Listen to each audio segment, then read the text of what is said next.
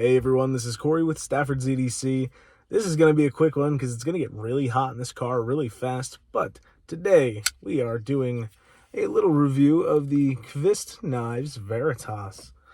This was originally going to be a knife that Jacob Lundqvist, the designer, was going to release on his own, but instead he decided to partner with Kizer, and this is a Kizer branded knife.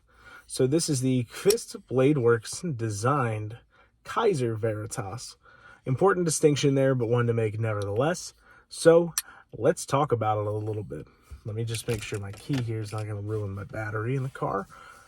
You have titanium with this triangular milling pattern in it. You can see this pattern here. Got really nice sunlight coming through. I hope this looks really good because it looks great on camera from what I'm seeing. Hopefully my face covered. Helps it look good. You can really see detail on that pattern. And what you probably can't tell looking at this is that there's a filler tab on this side. Now I have to even look to show off where it is. It's just in front of my finger. You might just be able to make out the edges of that filler tab. And honestly, in person, it's really not obvious either. But that filler tab, of course, is so you can switch the pocket clip to left-handed carry. So this is ambidextrous carry, though it is a frame lock.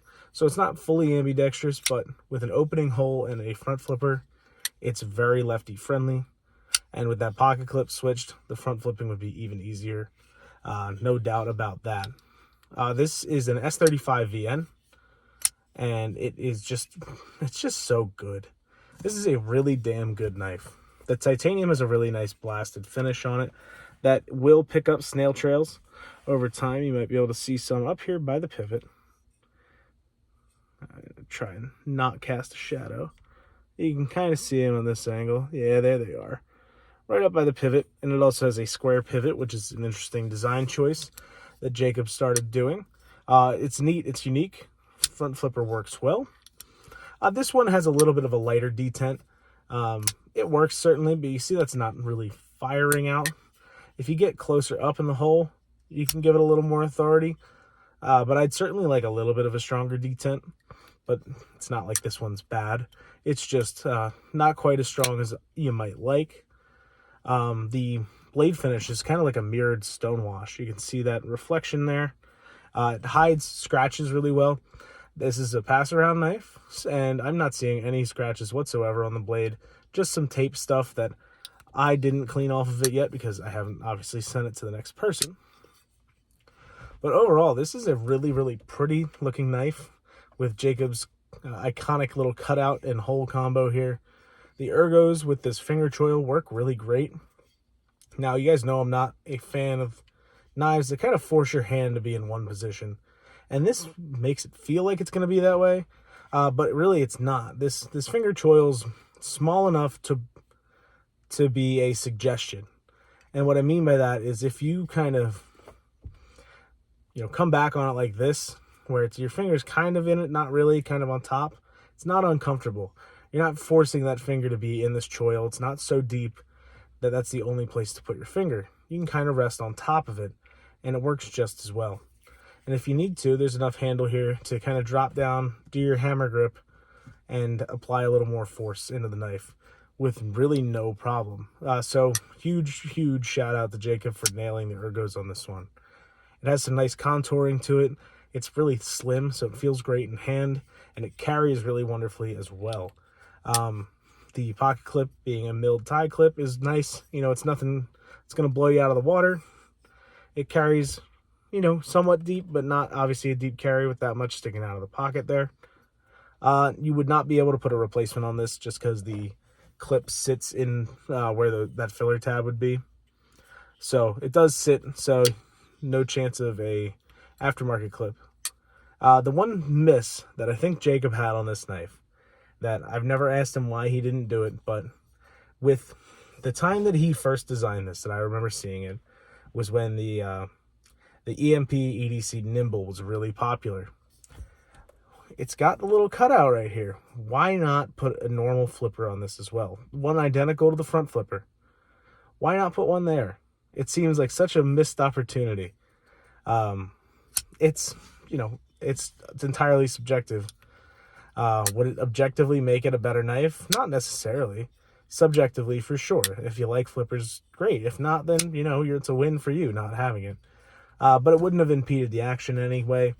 It would make it trickier to nail the detent, that's for sure. The nimbles or knives, I've noticed that it's really tough to get a really good detent on those, just because it's either too stiff for the front flip, too stiff for the flick, or too stiff for the flipper, or it's too light for one of the above.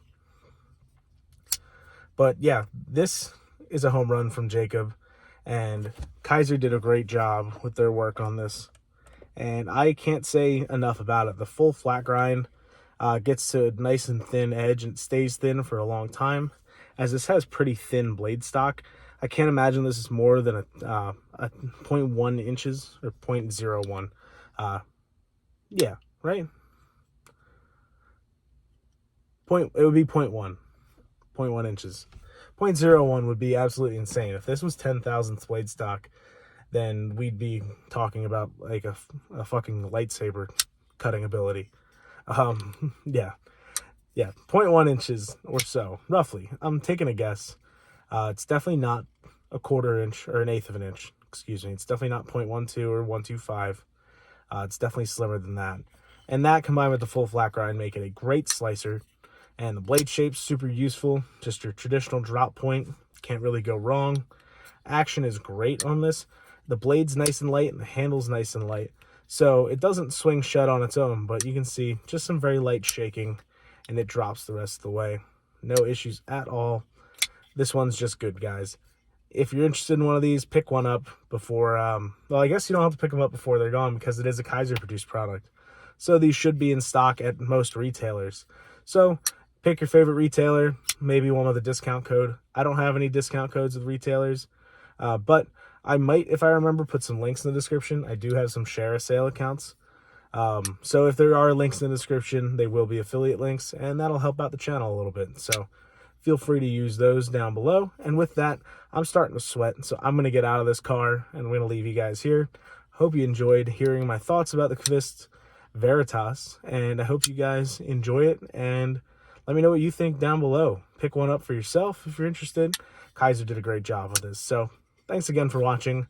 Hope you guys enjoyed the video, and with that, have a great rest of your day. Take care.